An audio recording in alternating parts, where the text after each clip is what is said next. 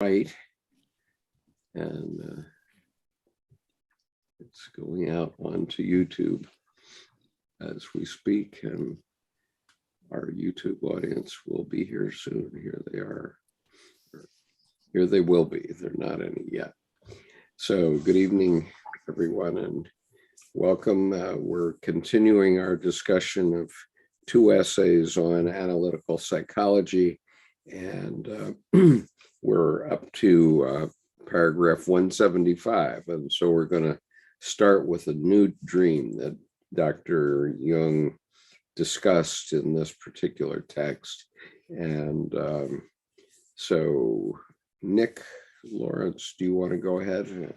Sure. Are we starting at 175? Yeah, 175. Just read 175 through the dream. Sure. Okay. We come now to the second dream. I must explain in advance that in the first consultation, I did not refer in any way to the dream we have just been discussing. It was not even mentioned, nor was there a word said that was even remotely connected with the foregoing. This is the second dream. I am in a great Gothic cathedral. At the altar stands a priest. I stand before him with my friend, holding in my hand a little Japanese ivory figure, with the feeling that it is going to be baptized. Suddenly, an elderly woman appears, takes the fraternity ring from my friend's finger and puts it on her own. My friend is afraid that this may bind him in some way, but at the same moment, there is a sound of wonderful organ music. Okay. Do you want to comment on that as yet? No, I think it'd be good to just get through a couple of paragraphs. All right. You want to keep going then? Sure. Yeah, I might try to just get through the next two because these are relatively short. Okay. Here I will only bring out briefly those points which continue and supplement the dream of the preceding day. The second dream is unmistakably connected with the first. Once more, the dreamer is in church, that is, in the state of initiation into manhood. But a new figure has been added, the priest, whose absence in the previous situation we have already noted. The dream therefore confirms that the unconscious meaning of his homosexuality has been fulfilled and that a further development can be started. The actual initiation ceremony, namely the baptism, may now begin.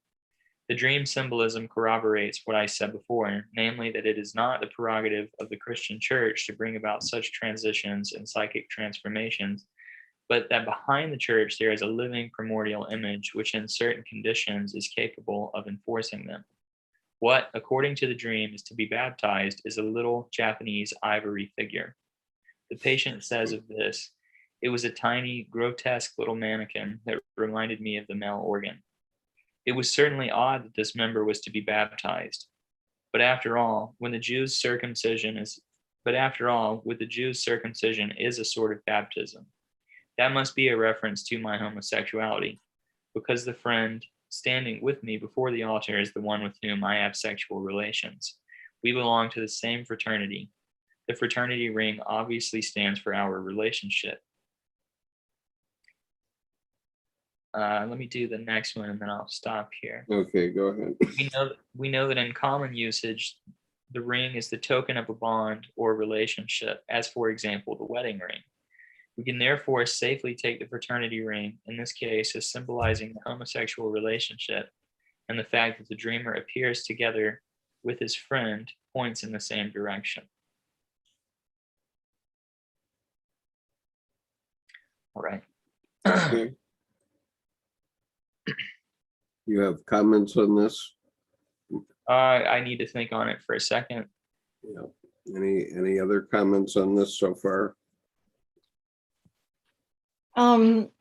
Besides this phallic reference, just the very idea that it's a mannequin and that the word, whatever German word was used, is translated into mannequin, also that it's saying tiny, grotesque little mannequin,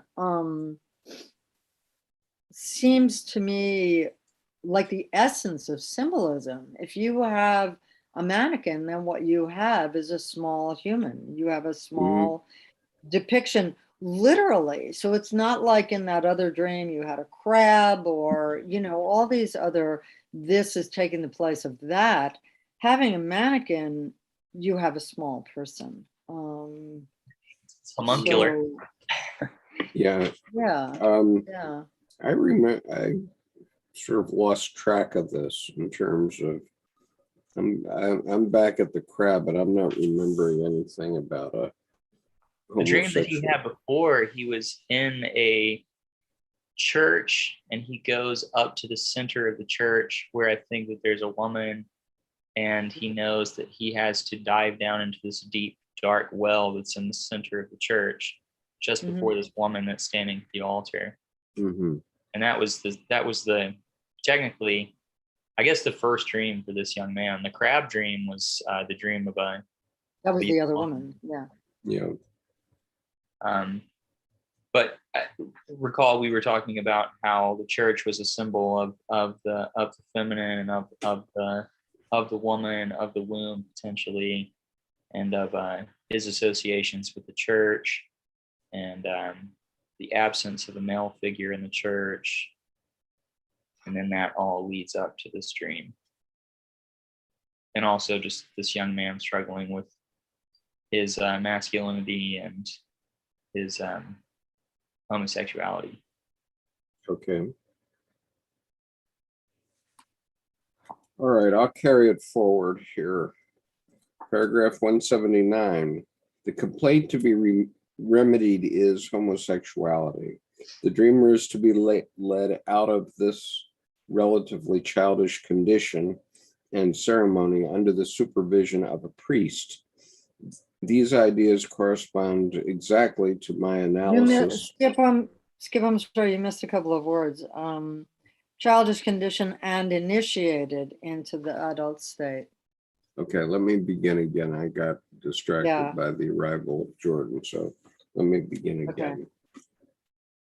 Yeah, you jumped ahead of lines, and I think that Okay. line was important. This is, all right, I know the solution. I'm going to put on my eye patch, and then I won't be seeing things, as it were. Just a moment. This is the school solution. It is You see better through one eye than through both. right, because I see double for some reason. I was having that problem for a while. Okay. And my doctor doesn't seem to be able to do anything about it, except that I got contact lenses that are monovision, and that does help somewhat. I just never have to put the contacts in. So, but she said I won't hurt myself if I just wear an eye patch. So this is a cheap and dirty eye patch from Amazon, and it works. It works. That well. looks cool though. It's a pirate patch, because I had to wear a patch on my left eye, the strong eye, for kindergarten for a year. And my big gripe was, well, I want a cool eye patch. Uh-huh. And did you And I get had a one? big Band-Aid. It looked like I only had one eye. So Yeah. My brother had one too, but I never had a problem with it until recently, and then about 3 years ago it started to happen. So, but we're perfectly okay with everything with one eye, and I can do everything. And so here we go. All right, so 179. The complaint to be remedied is homosexuality. The dreamer is to be led out of this relatively childish condition and initiated into the adult state by means of a kind of circumcision ceremony under the supervision of a priest. These ideas correspond exactly to my analysis of the previous dream. Thus far, the development has proceeded logically and consistently with the aid of archetypal images. But now a disturbing factor comes on the scene. An elderly woman suddenly takes possession of the fraternity ring. In other words, she draws to herself what has hitherto been a homosexual relationship, thus causing the dreamer to fear that he is getting involved in a new relationship with obligations of its own. Since the ring is now on the hand of a woman, a marriage of sorts has been contracted, i.e., the homosexual relationship seems to have passed over into a heterosexual one, but a heterosexual relationship of a peculiar kind, since it concerns an elderly woman. She is a friend of my mother's, says the patient. I am very fond of her. In fact, she is like a mother to me. Okay, comments? This actually makes me think of what might be a dated comment, but maybe there's some psychological truth to it. However, it makes me think of the section from Ion on syzygy, where Jung talks about the relationship between a man and his mother, in which they both secretly betray life through the man being a homosexual and never being properly wedded to a woman, and as such always maintaining some kind of path connection to his mother. It's just interesting to see that echoed so early on in his career, as well as here. I mean, or so early here, and also so late in his career with Ion. Yeah. And it seems like what he's saying in both cases is that there's this kind of this way in which one is removed from the parental situation by taking on what is probably a normative relationship, or clearly in Jung's idea, or Jung's view of the world, a proper relationship. That's a really good point, Nicholas, especially because then with the Oedipal complex being not sex with a mother, it's actually just simply never leaving the nest. And so in this sense, there's a transference from the mother figure to this other mother figure, or even grandmotherly figure, that with the syzygy, this guy's really having some trouble with displacement. It's like whack-a-mole. Every time he approaches, then it moves to a different character. But that mimics and mirrors like what you said in Ion. I'll say that one of the things I'm thinking of a little different way going into it is that I'm looking at the time then, the time today, and at that point in time, that was not, homosexual behavior was not going to be accepted.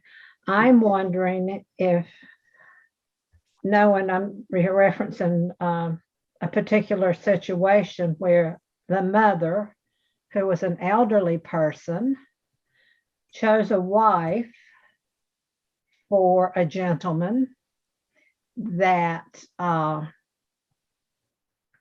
think she knew her son was homosexual, but to get through the proper things within the environment that they lived, he lived that lifestyle until after he left, which it wasn't a happy marriage or a marriage per se, and then divorced that person. The other thing is, I'm wondering, was he thinking in that when she put on the room, was that for the legitimacy of him transferring to that facade, or was he feeling he may be forced to pretend something like that with a male-female relation? Because wondered if his society or where he was in the time would say, forget it, you're going to pretend the games that's been going on since Victorian ages or whatever. I said Victorian because that's the only thing I know. Yeah, there's a lot going on here, that's for sure.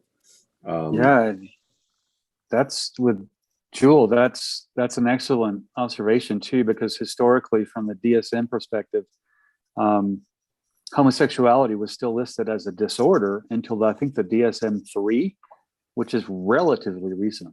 Relatively last 30 or 40 or so years, but I mean that it was listed as a disorder.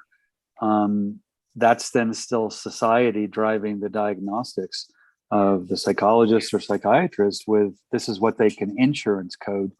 instead of, no, this is a state of a grown man who is simply that. I mean, society is saying no, psychology and psychiatry is saying no. This is something to be healed. It's a disorder. And so, like you said, choosing the other wife, knowing, and then it ends up still in just tragedy, divorce, etc., and probably not pretty.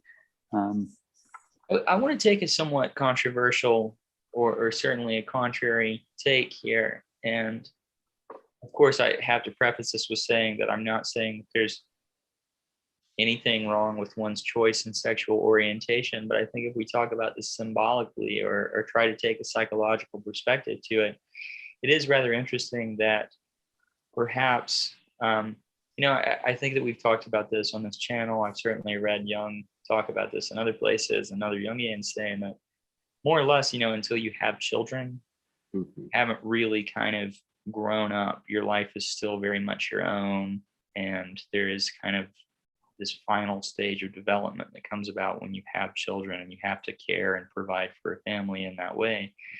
And I wonder if there's something wrapped up in what Jung is saying here about potentially homosexual relationships, where while in terms of love and eros, of course, no one can say that there's anything wrong with it, but perhaps in terms of just development, commitment to another person, and responsibility to other individuals in terms of raising children, that might be slightly dashed. Again, I don't know if that's controversial or not, but I'm just trying to imagine what Jung is actually driving at here. I think, Nick, that's right on the money, except instead of countering you, I'll add to the complexity of it is that we have here an absent father. He's never actually grown into his own male, and it keeps getting displaced whack-a-mole style, one after the other, to woman after woman, that both what you just said, plus it keeps focusing on the mother, except the reality here is the problem with the absent father, that he did not have that kind of male, and the priest, for example, substituted into his psychology for that. I mean, I think both what you said and that, because kids aren't required for individuation. Individuation is required for individuation. But the rite of passage, I think you're apt in saying that at having kids, regardless of whether you want to or not, you're gonna undergo a passage. Yeah, I think there are two things in that I want to add, and I'm realizing, of course, it's not exclusive to homosexuality that would be a phase of development, or it wouldn't be excluded from somebody whose sexual orientation is homosexually oriented. But I'm also realizing that in Jung's time, it certainly would have been following kind of a normative arc of, you get married at this age, you have kids at this age, you should have established yourself by this age, and by 40 maybe you can pursue something else. Whereas that's not really the case anymore. And that's when back the earlier part in it, read it, because I've read this earlier several times. It said relatively childish until the state of, and talk about having a child of your own. If you had a child of your own in that time outside of a husband heterosexual relationship, it was a no.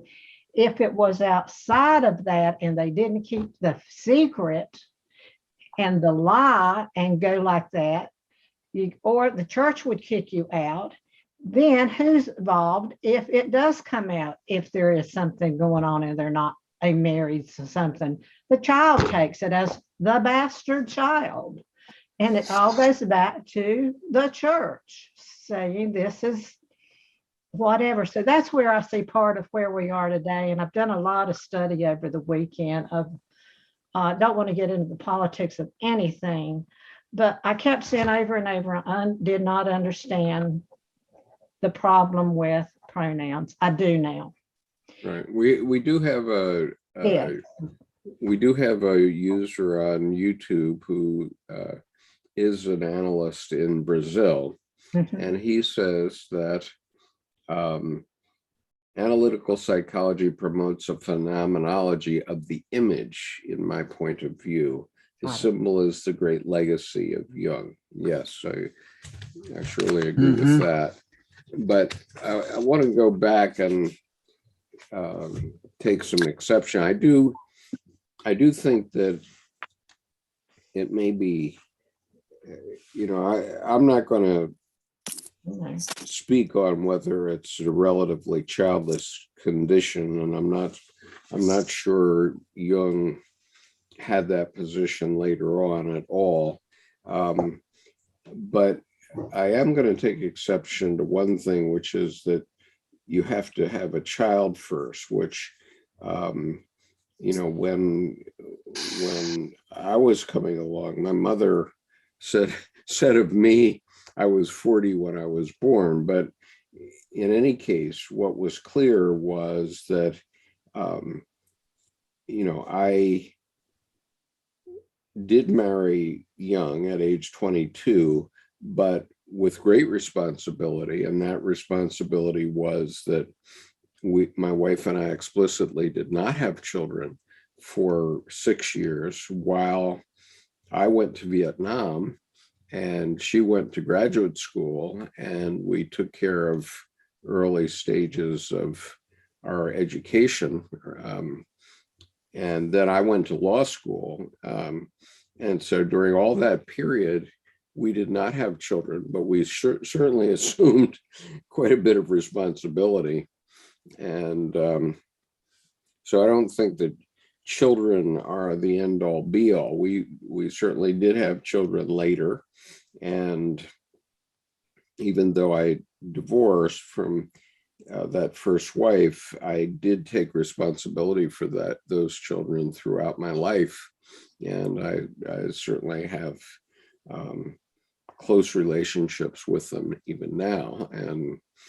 And so, which I think is rare, because I think a lot of people are immature about their breakups. Skip, I think what's really tantamount about what you just expressed is that you and your wife, regardless of the impending divorce later, you both focused on your passage, on your rites of passage. And through responsibility, there was a passage of maturity. But I think what we have here also in a bigger picture, from even using your relationship there as an example, you guys consciously decided not to have children for 6 years. What's interesting here is that this individual is still a child or an adolescent and has not undergone the rite of passage to become the parent of the man, regardless of his sexuality. And I think that what happens here is, and we've seen this in the last 2.5 to 3 generations, children and adolescents having kids instead of adults, even though young adults that have passaged having children.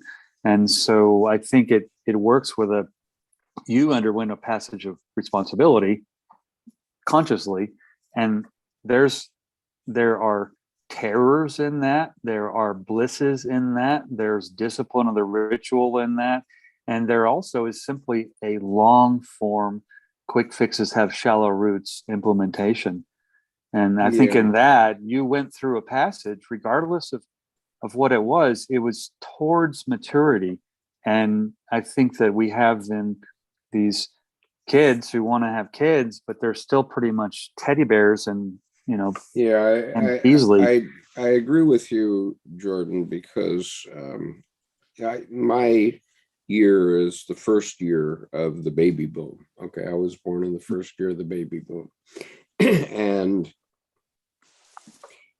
our parents were certainly chastened by World War II. They were different from parents later on. And, their children, when, later on in the baby boom, young families wanted to protect their children from the crisis of warfare. I mean, we were obviously, our parents were chastened by the war, but then in my case, we moved to Kodiak when I was 6 years old, and you and I were talking about this yesterday, where Kodiak was actually on the front line potentially of the Korean War. We didn't know for sure, but it's on a direct Great Circle route from Korea to Seattle, and we were very much involved in wartime preparation while I lived there, from age 6 to age 7, through age 7, maybe into age 8. And we had air raid drills. We had blackout curtains on our home, and we had the Marines doing exercises outside of our home, not all the time, but sometimes. And once or twice at least, my brother and I escaped from the house and went up on the hills above my house, and were playing with the Marines who had dug in above our house. And so it was like, it was real. I mean, it was very real. But later on, it's interesting how the generations change, because my father, when he was coming up through the Boy Scouts, he made it all the way through Eagle Scout. And I think that there were mature men that had been in World War I who were maybe in their early 40s when my father was in the Boy Scouts. And that got him up through Eagle Scout. But when I came along to be in the Cub Scouts and the Boy Scouts, immediately after the Kodiak assignment, there were not young men who wanted to be pack leaders or troop leaders in the Boy Scouts. And so I could never get anybody to do anything. And I think that those adults at that time had a pack of it, had a pack full, and they just didn't want to go out playing in that way, the Boy Scouting way. And I remember one time when I was at OCS, turning to my bunkmate and saying, wow, the Marines is exactly what I always hoped the Boy Scouts would be, but it never was.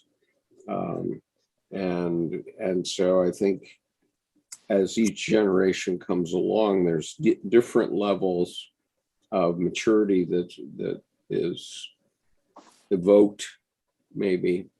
And we got into the 60s. Certainly my ex-wife was like this, where they wanted the kids in the soccer league and every kid gets a trophy type thing, right? So there was no longer any achievement made. There was participation, but everybody gets a trophy, like we hand them out anywhere. So well, Skip, that makes a great point to lead back into the comment made by the psychoanalyst from Brazil of pretty much stay with the image and the symbol, and to dial that back towards the paragraph where he's staying with this trickster strobe of a mother figure. It's his mother, and then it's this other older woman, and then and I can just see this ad infinitum, ad nauseum, going to another woman and another woman, when the reality is, if you pull back in big picture perspective, it's the missing father. It's the fact that his masculine piece only had modeling from maternal figures, and maternal figures are wonderful in the context of both and you can do great with one or the other, but it requires a rite of passage earlier on to not become more feminine, and not even to say that the homosexuality there is any kind of wrong, but he's only got half the battle and half the picture. And like you said, with the models, the image you had were males that didn't want to provide the image. And so there's that omissive missing piece, I think, that's so crucial to the calculus of development. I have to add another. When you're talking about image and you're defining image as the father, and you're Carl Jung, you say that the father image, I think somebody has said before, helped define that, I think Sunday morning, where I'm looking at it, if the image was a man had a child, we're going to say they're married because of the times. They got married as that rite of passage. Now I'm going to say that's the rite of passage. Found out this is not what I want. So then we've got a situation that goes about the marriage. And that's where I'm still looking culturally where things are. We had the war, we had people that left to mow their seas, whatever, neither here nor there. But again, I wanted to talk about what is the image and the father. So where I'm coming with bringing Carl Jung's into this century, which we're not focusing on that, trying to help me piece it all together for current generations, is how do you tie that together when what you've seen for a child to be acceptable, the mother doesn't get married, the child's not blamed, and the government's providing for them, or the parents separate, as you said, maybe horribly, and therefore, blah, blah, blah. You know, I'm not going down any of those roads. Mhm. So I just see so much that's happened in all of this, and I've seen it, I've experienced in families and people I know, neighborhoods that I live in. And so what the expectation with that image and the symbol was. Right. Yeah. I'm looking back at the origins of this particular book that we're reading, Mhm. and there are references back to the late 19th century here. Okay. And so I've just asked Joel whether he considers homosexuality as a sign of immaturity today. Good point. And Joel, you don't have to answer that. We're not asking you to be our psychotherapist here, but if you do want to answer it in a generic way, that would be nice.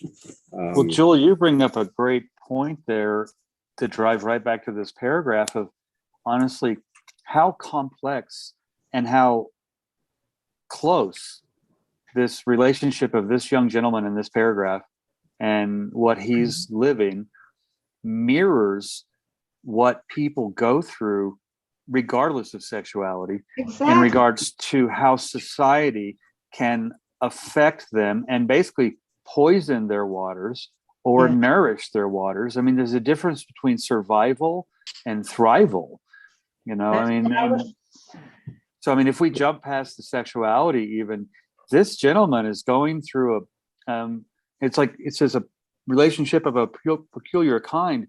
It's a peculiar kind that is synonymous with everyone in society, regardless of sexuality, but he's on the front lines. I mean, he's down on the ground, and, you know, and his situation really reflects the gauntlet that is a rite of passage. Just not, you know. So Joel just reflect. There's some messy, terrible shit in there. Yeah. So Joel just reflected on my question to him. I asked him, do you nowadays consider homosexuality as a sign of immaturity, as Jung said here? And Joel's response is to perceive how the masculine oppresses the feminine in our personal analysis is a great acquisition. It's an inner acquisition to perceive how it's oppressing the feminine. So thank you for that. Yeah, so he's saying case by case basis, but Yeah, based on the calculus of that internal acquisition, the Civil War, and whether it ends up in both and or one being Right. dominant over the other. That's a great response. That's a wonderful response. Please get back to the book. Yep. Okay. Let's get back to the book. This is partially the reason why I don't normally do dream analysis in this group, because it's How does this I'm happy to present what Jung said and let people reflect upon it, but none of us are psychotherapists. with the exception of Joel, who's on YouTube, and so I don't think we should be taking firm positions. Well, Shall I I read- agree with Nicholas to get back Shall I to the read book. paragraph Yes. 1? Yeah, go ahead. 180. And real Oh, quickly, sorry, that's- Skip, to speak to your point, the dream analysis, even though we Yeah, were leading 180. back to the paragraph over and over, the dream analysis caused another infinity that took us off topic, even though we're referring to the paragraph. So I agree, Nick.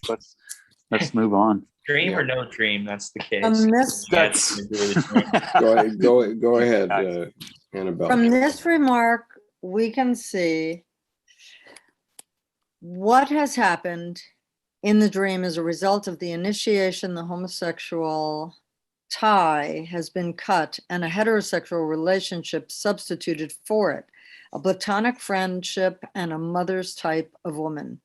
In spite of her resemblance to his mother, this woman is not his mother any longer, so the relationship with her signifies a step beyond the mother toward masculinity, and hence a partial conquest of his adolescent homosexuality.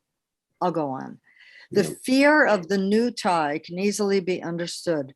Firstly, as fear, which the woman's resemblance to his mother might naturally arouse. It might be that the dissolution of the homosexual tie has led to a complete regression to the mother.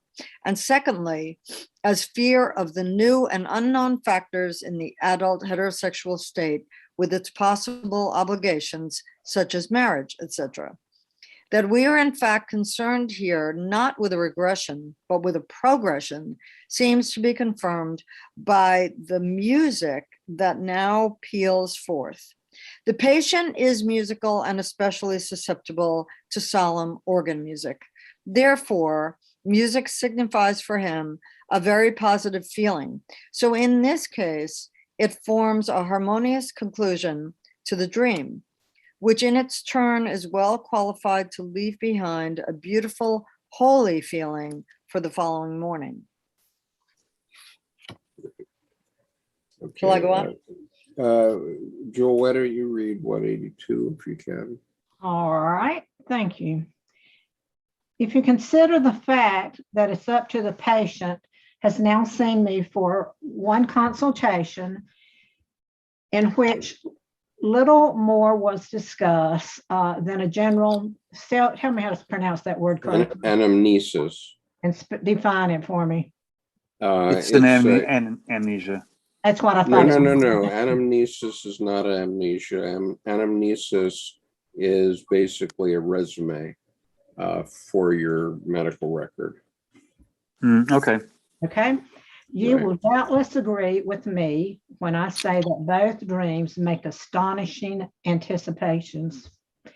They show the patient's situation in a highly remarkable light, and one that is very strange to the conscious mind, when at the same time leading to the medical situation as aspect that is uniquely attuned to the mental peculiarities of the dreamer, and thus capable of stringing an aesthetic, intellectual, religious interest to a concert pitch. No better conditions for treatment could possibly be imagined. That the patient entered upon the treatment with the utmost readiness and hopefulness, quite prepared to cast aside his boyishness and become a man. In reality, however, that was not the case at all. Consciously, he was full of hesitation and resistance. Moreover, as the treatment progressed, he continually showed himself agnostic and difficult and ever ready to slip back into previous infantilism. Consequently, Consequently, the dreams stand in strict contrast to his conscious educator. Behavior. What was it say? His conscious behavior. Oh, I skipped a line. Thank you. It didn't sound right to me. Behavior. Yeah. Okay. Oh, wait a minute. Behavior. Yes. They moved along a progressive line and take place at the educator. That's where that came in. Thank you. Take the part of the educator. Yeah, take the part of the educator. They clearly revealed their special function. This function was the conscious regression together. No. I'm okay. This function. Go ahead. Wait All a right, minute. let me just read the Take end it for from you. there because I'm Yeah. skipping lines. Yeah, this function I have called compensation.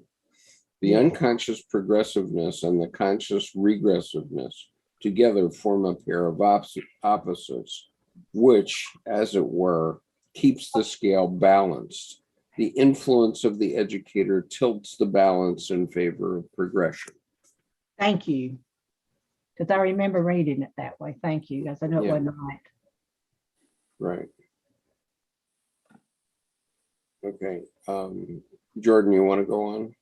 Certainly. Paragraph 183. In the case of this young man, the images of the collective unconscious play an entirely positive role, which comes from the fact that he has no really dangerous tendency to fall back on a fantasy substitute for reality and to entrench himself behind it against life. The effect of these unconscious images has something fateful about it. Perhaps, who knows, these eternal images are what men mean by fate. Let me read the next paragraph, I think, to go with that. Go ahead. The archetypes are, of course, always at work everywhere. But practical treatment, especially in the case of young people, does not always require the patient to come to close quarters with them. At the climacteric, on the other hand, which would be apex, or I think the finale, so to speak, climax of it. On the other hand, it is necessary to give special attention to the images of the collective unconscious because they are the source from which hence may be drawn for the solution of the problem of opposites. From the conscious elaboration of this material, the transcendent function reveals itself as a mode of apprehension. Is a mode of Matt, I lost my place there. From the conscious, hold on one second. From the conscious elaboration of this material, the transcendent function reveals itself as a mode of apprehension mediated by the archetypes and capable of uniting the opposites. By quote unquote apprehension, I do not mean simply intellectual understanding, but understanding through experience.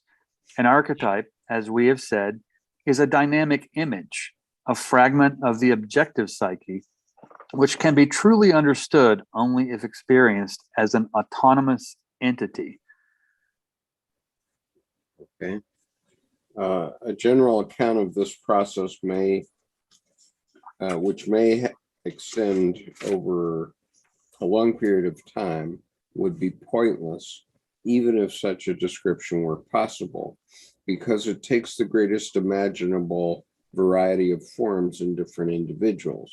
The only common factor is the emergence of certain definite archetypes. I would mention in particular the shadow, the animal, the wise old man, the anima, the animus, the mother, the child, besides an indefinite number of archetypes representative of situations. A special position must be accorded to those archetypes which stand for the goal of the developmental process. The reader will find the necessary information on this point in my Psychology and Alchemy, as well as in Psychology and Religion, and the volume written in collaboration with Richard Wilhelm, The Secret of the Golden Flower. Okay, so this is a central point in Jung's writing throughout his career, which is the idea of compensation. And it's not a question of, necessarily, it can be a question of a series of dreams, let's say, but each dream is reacting to your specific psychic situation at the time. In other words, it's the counterpoint to whatever your psychic position is. That's what he's talking about here. And so these archetypes present themselves. They take whatever information you have brought into your mind over a lifetime. And in this case, the young man likes organ music. He obviously is a churchgoer. And so he has various images to draw from. And so his psyche is presenting the counter position to where he is, telling him what it thinks he needs to know in that specific time and place. I wholly agree. I do think it of great note to mention here, we have the wise old man and we have the mother, but it's very glaringly omitted that we have the father, the general father, and the wise old woman being the crone. So it's interesting to me that we have this wise old masculine and then just general mother, but we don't have general father and wise old woman crone. So to me, there are two missing, So you crucial don't missing think pieces. you don't think the priest is father? No, I think he's a wise old man, even if he's young, because he's looked at Okay. outside the family. Okay. And so that's a good point. I mean, it's to look at, but I feel like when he plays the priest in, that's different than mother and father. So wise old man Right. would And require a Joel- counterpoint. Yeah, Joel's making another comment here. He says, an archetype, or better, an archetypal image is an image full of tradition. And obviously that relates to the church, where if you get a certain image, like the image of the organ playing this crescendo, let's say, in the middle of the dream, that's obviously filled with tradition, right? That's a sound that is filled with tradition. Mhm. Right? And I think the And- priest would be assumed in that tradition, though the priest is not mentioned in the paragraph. Right, but and mother is also assumed in the dream because the church is mother in this case. Good point. Yeah, and apparently we got this one right because Joel says yes. Okay. Thanks for being here, Joel. Thank you for It's- being here, Joel. It's very good to have you help us because we often get ourselves tied in knots. Okay, Nick, you want to do it 186? Sure. Let's see. The transcendent function does not proceed without aim and purpose, but leads to the revelation of the essential man. It is in the first place a purely natural process, which may in some cases pursue its course without the knowledge or assistance of the individual, and can sometimes forcibly accomplish itself in the face of opposition. The meaning and purpose of the process is the realization in all its aspects of the personality originally hidden away in the embryonic germplasm, the production and the unfolding of the original potential wholeness. The symbols used by the unconscious to this end are the same as those which mankind has always used to express wholeness, completeness, and perfection. Symbols, as a rule, of the quaternity and the circle. For these reasons, I have termed this the individuation process. This natural process of individuation served me both as a model and guiding principle for my method of treatment. The unconscious compensation of a neurotic conscious attitude contains all the elements that could effectively and healthily correct the one-sidedness of the conscious mind if these elements were made conscious, i.e., were understood and integrated into it as realities. It is only very seldom that a dream achieves such intensity that the shock is enough to throw the conscious mind out of the saddle. As a rule, dreams are too feeble and too unintelligible to exercise a radical influence on consciousness. In consequence, the compensation runs underground in the unconscious and has no immediate effect, but it has some effect all the same, only, and it is indirect insofar as the unconscious opposition will, if consistently ignored, arrange symptoms and situations which irresistibly thwart our conscious intentions. The aim of the treatment is therefore to understand and to appreciate, so far as practicable, dreams and all other manifestations of the unconscious, firstly, in order to prevent the formation of an unconscious opposition, which becomes more dangerous as time goes on, and secondly, in order to make the fullest possible use of the healing factor of compensation. Which just reiterates why pretty much everybody says that you've got to pay attention to your dreams. Right. Yeah, otherwise, yes. And even if you don't remember them, to just think upon what you don't remember. Just give them time, because you're right. Because the dreams then, if not imbued or taken care of, so to speak, will displace to then become the compensation somewhere else. And then you're looking for something where it is not even Right. near. And let me try a metaphor here, and you can jump on me if this isn't right. But my metaphor would be the James Webb Space Telescope, which your psyche is like that as it was first launched. In other words, it's all folded up. It has all the ingredients it needs, but it needs each part of the psyche needs to be activated.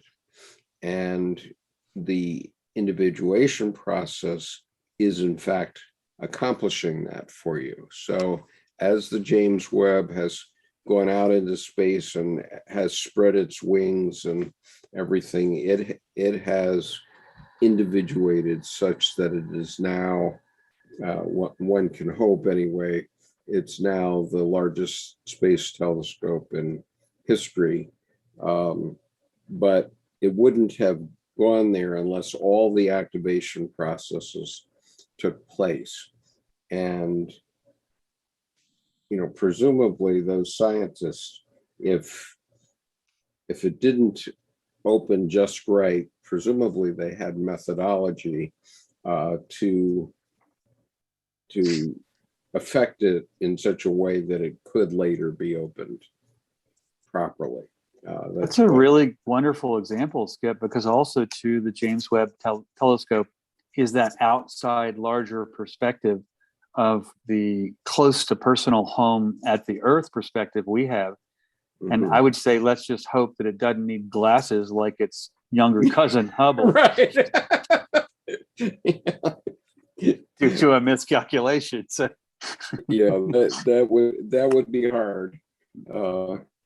get some diopters up there. My brother-in-law was actually the guy that developed at a sort of rudimentary level the corrective lenses for the space telescope. Oh, he was nice. actually building it. Well, and that, I think what's interesting about that, then, the individuation even of the Hubble, is the clarity of vision that was then necessary afterwards by an experience to find out that the perspective was blurry, and then corrected vision then takes the individuation with something that it experienced. Right. Let's see if we can synthesize what Jung has said over these past paragraphs Okay, here. go for it. Something coherent. So what I understand Jung is saying is that in this young man, there's the conscious attitude and there's the unconscious counterpoint. And so there's this compensation taking place.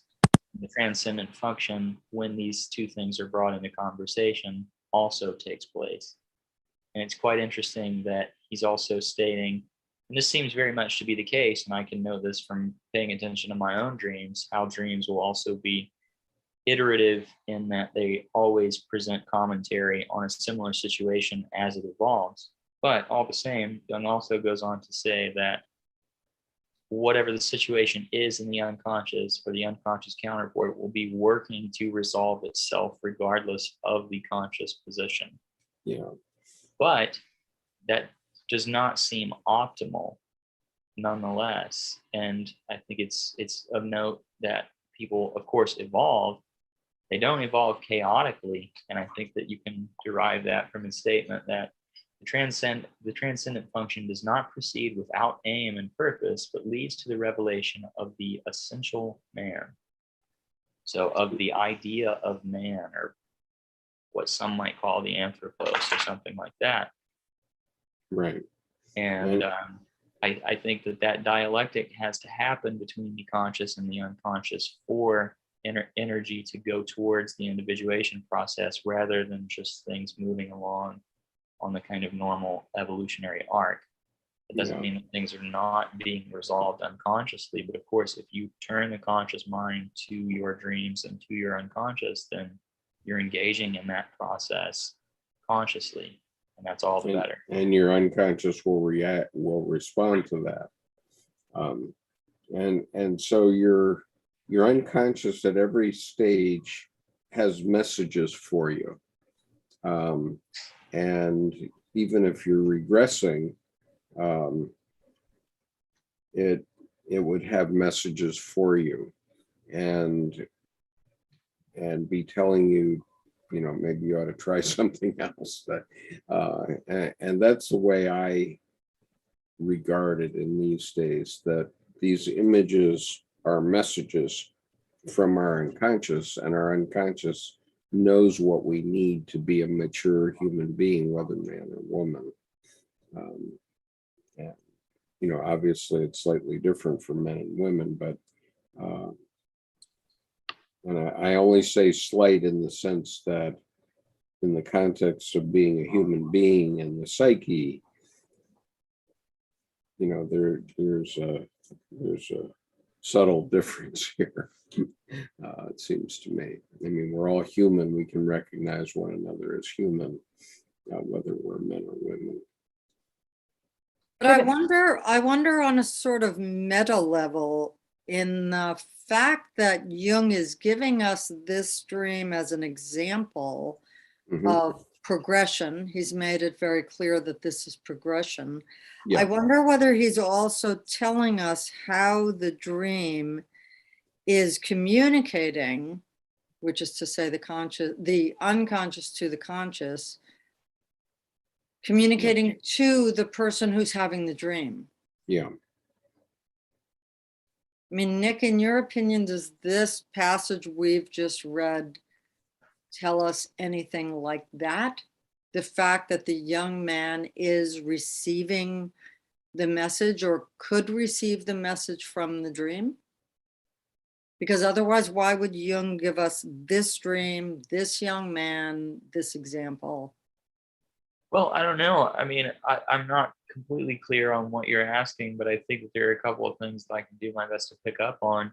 I think it's interesting to note that in the beginning of the situation, the young man displays a willingness to work out whatever his own relationship is to his sexual orientation. Okay. It's not Jung that's trying to cure him. The man comes to Jung saying, I'm having issues with my sexuality and I would like to resolve this. Okay. So there's clearly a willingness to engage in this process, whatever this process holds. But it's also interesting that whatever this transcendent function may be that takes place between the conscious and the unconscious, we need another party other than ourselves more times than not to facilitate in that process, because we have blind spots, which is painfully obvious, but also say I have a dream that has some communication that I really need to receive and I really need to sit with. It's very easy for me to have the dream, write it down, and then when I sit with that dream, I'm only approaching it with the tools in the arsenal of my conscious mind. So all of my defense mechanisms are right there. All of my blind spots are right there. And having another human being to say, well, it seems like it's pretty obvious that it's pointing this thing out and you just can't see it. That is absolutely essential. Okay. So I think the fact that this man is engaged in this process with Jung, I think there's a lot to be said for that. I don't know if it's commentary on his ability to understand what the dream's imperative may be himself, but I think in the fact that he's engaging in the process with Jung and there is this kind of trinity going on, shows that hopefully it would be resolved. Yeah, that helps me in my understanding of what we're reading in a way, because I think just by the nature of my question, I was almost saying, well, if this is Jung writing a self-help book for us, right? Except Jung wasn't writing a self-help book for us, was he? I would say not at all. Not at all. Yeah. I mean, not that I'm saying I was assuming that fully, but I think on some level, some part of me was reading this book that way.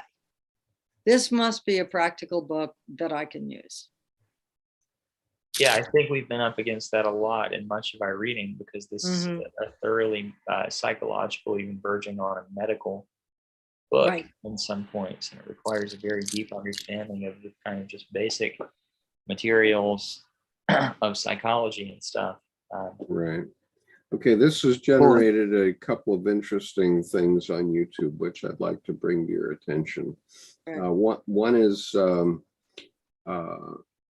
Wendigo says, what's odd is my experience with archetypes have been heavily related to Christianity, even though I have never been particularly religious and have been to church, read the Bible, the Holy Spirit.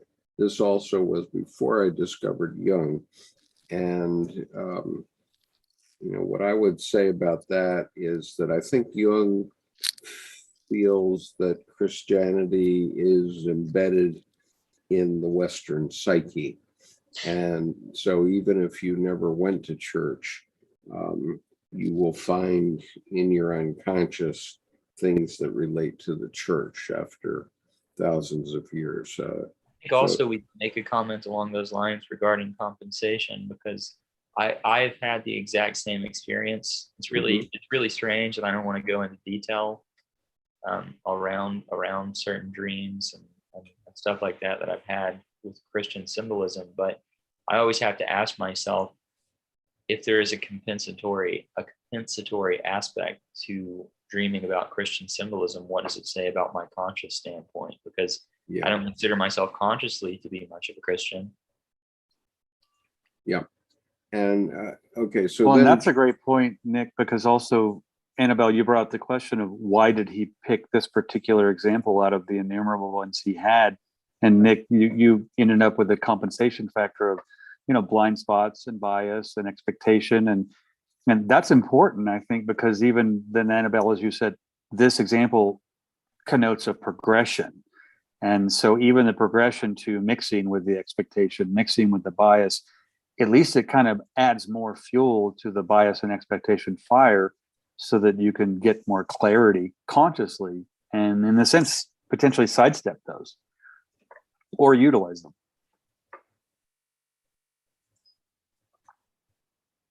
And I'm making a comment with needing no comment. It's another perspective, and I don't care that is, I'm still saying we're not talking about church, but it's still used. The organ, the hymn, and the cathedral in it. yeah, right. Okay, there's Joel has made another interesting comment. First, an accolade, which is you're a wonderful group. Thank you, Joel. Thank you. You're welcome to join our discussion at any time. And I'll put the link for the Dropbox, or not the Dropbox, but for the MailChimp in this chat. But anyway, he says, in November 1991, I began to work with street children in a project called House Home, in a house with 10 boys. One of them made a drawing. And initially, he called this drawing the British flag, unquote. Suddenly, he changed the name of his drawing to the cup, quote unquote. And I said to myself, what is going on here? The cup? And then I asked the question, did you come to a conclusion? Does it relate to psychic container, which provides a security of both the national identity and the container of the psyche, perhaps? And he said, yes, yes, I did come to a conclusion, I think he's saying. So he said the cup was pointing to the Grail quest. He told me a story. And, he says, my grandmother went going crazy because of her age, and she had a golden cup.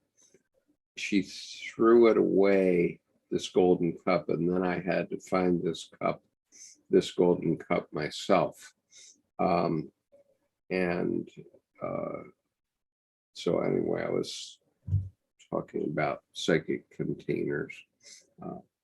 Does anybody want to address that?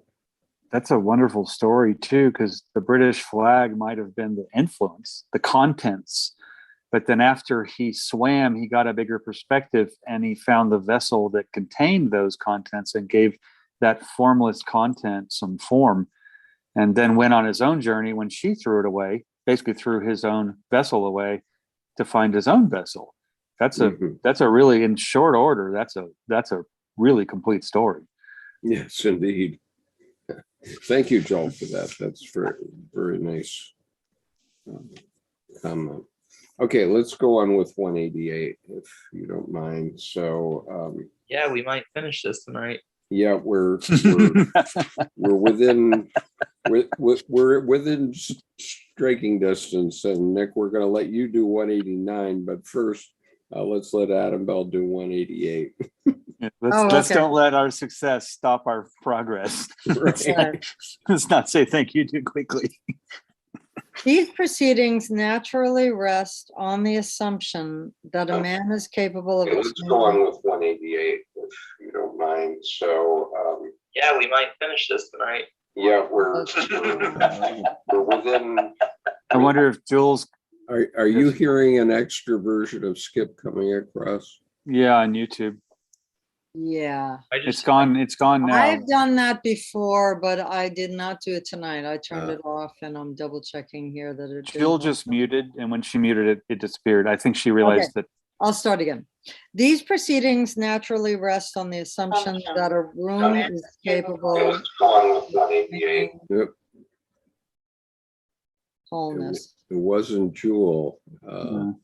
In other words, that he has it in him to be healthy. I mention this assumption because there are without doubt individuals who are not at bottom altogether viable. Yeah. And will rapidly perish if, for any reason, they come face to face with their wholeness. Even if this does not happen, they merely lead a miserable existence for the rest of their days as fragments or partial personalities, shored up by special or psychic parasitism. Social or psychic. Oh, sorry, social. Special social, no, social by social or psychic parasitism. Such people are, very much to the misfortune of others, more often than not, inveterate humbugs who cover up their deadly emptiness under a fine outward show. It would be a hopeless undertaking to try to treat them with the method here discussed.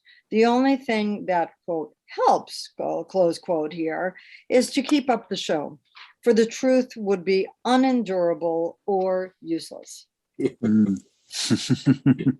Does that bring anybody to mind? No, don't go there, but sorry. I couldn't help. Not at all. Okay. 45? Yeah, you want to go ahead, Nick? Yeah, sure. When a case is treated in the manner indicated, the initiative lies with the unconscious, but all criticism, choice, and decision lie with the conscious mind. If the decision is right, it will be confirmed by dreams, indicative of progress. In the other event, correction will follow from the side of the unconscious. The course of treatment is thus rather like a running conversation with the unconscious. That the correct interpretation of dreams is of paramount importance should be sufficiently clear from what has been said. But when, you may rightly ask, is one sure of the interpretation? Is there anything approaching a reliable criterion for the correctness of an interpretation? This question, happily, can be answered in the affirmative. If we have made a wrong interpretation, or if it is somehow incomplete, we may be able to see it from the next dream. Thus, for example, the earlier motif will be repeated in clearer form, or our interpretation may be deflated by some ironic paraphrase, or we may meet with straightforward violent opposition. Now, supposing that these interpretations also go astray, the general inconclusiveness and futility of our procedure will make itself felt soon enough in the bleakness, sterility, and pointlessness of the undertaking, so that doctor and patient alike will be suffocated either by boredom or by doubt. Just as the reward of a correct interpretation is an uprush of life, so an incorrect one dooms them to deadlock, resistance, doubt, and mutual desiccation. Stoppages can, of course, also arise from the resistance of the patient, as for instance, from an obstinance clinging to outworn illusions or infantile demands. Sometimes, too, the doctor lacks the necessary understanding, as once happened to me in the case of a very intelligent patient, a woman who, for various reasons, looked to me rather a rum customer. After a satisfactory beginning, I had the feeling more and more that somehow my interpretation of her dreams was not quite hitting the mark. As I was unable to lay my finger on the source of error, I tried to talk myself out of my doubts. But during the consulting hours, I became aware of the growing dullness of our conversation, with a steadily mounting sense of excruciating futility. Finally, I resolved to speak about it at the next opportunity to my patient, who, it seemed to me, had not failed to notice this fact. The next night, I had the following dream. Yes. I was walking along a country road through a valley lit by the evening sun. To my right, standing on a steep hill, was a castle, and on the topmost tower, on a king of balustrade, kind of on a balustrade. kind of balustrade, sat a woman. In order to see her properly, I had to bend my head back so far that I got a crick in my neck. Even in my dream, I recognized the woman as my patient. Should I just go ahead and finish this? Yeah, go ahead. Yeah. From this, I concluded that if I had to look up so much in the dream, I must obviously have looked down on my patient in reality. When I told her the dream together with the interpretation, a complete change came over the situation at once, and the treatment shot ahead beyond all expectation. Experiences of this kind, although paid for very dearly, lead to an unshakable confidence in the reliability of dream compensations.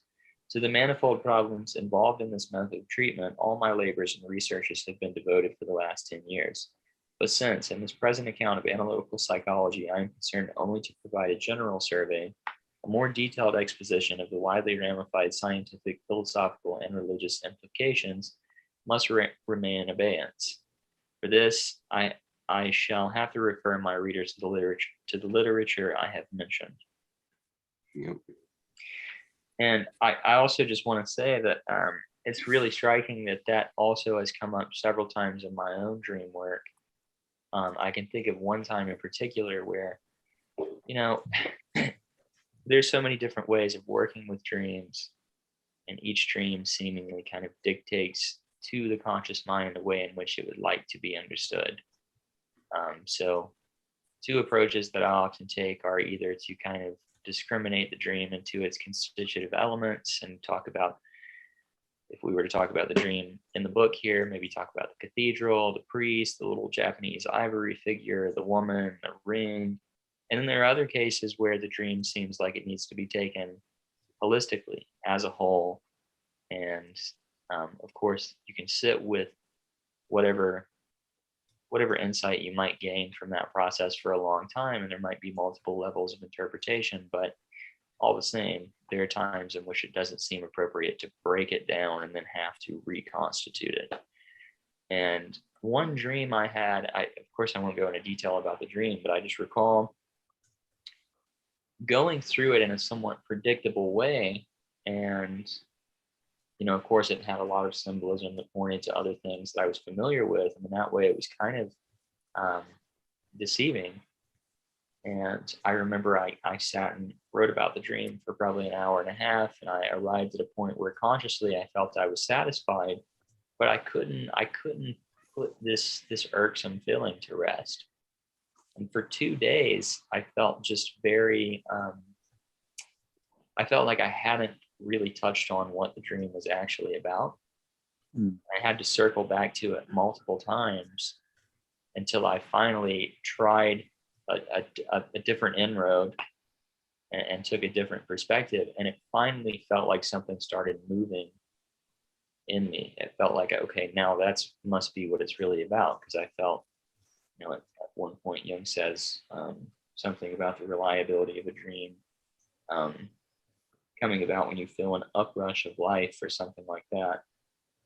And that was certainly the feeling in that moment for me. Whereas before, I just felt like there was a kind of some obstacle or some barrier to receiving the influx of energy contained in the symbols and receiving the communication. So I guess that's all to say that can be a situation in one's personal dream analysis, as well as dream analysis with an analyst.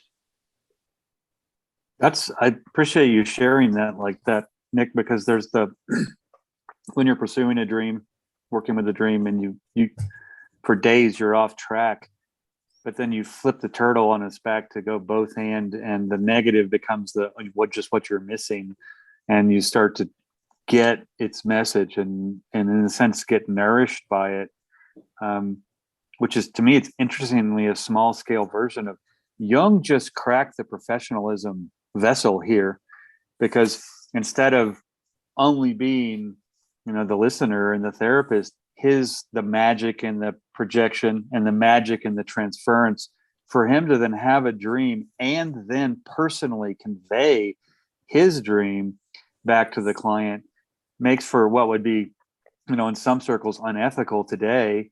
But at the same time, he's got a dynamic fluidity where he made a very conscious decision that he got wrapped up in this, and he was a crucial part of this healing or this progression.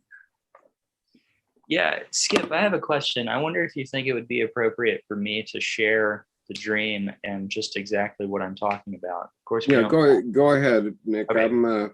I'm off on another conversation on YouTube at the moment, but great. feel free. So I'll tell you the dream, and then I'll tell you the predictable interpretation that I applied initially, and then the one later that I really had to take in stride and take to heart, and really was a kind of a turning point for me in my personal work with dreams. So in the dream, I'm just sitting by a stream, and I'm fishing, and I'm sitting below a really tall tree, and I cast my line out into the water, and I catch a really big fish, and I'm trying to reel it in. But somehow in the process of me casting the lure out into the water, catching the fish, reeling it back in, my line was somehow tangled up in the tree branches, which are dangling over top. And so I catch this fish, and I'm really, really excited, almost overzealous to reel it in. And as I'm reeling it in, I realize that I'm not going to be able to get it because it's going to have to go up into the tree.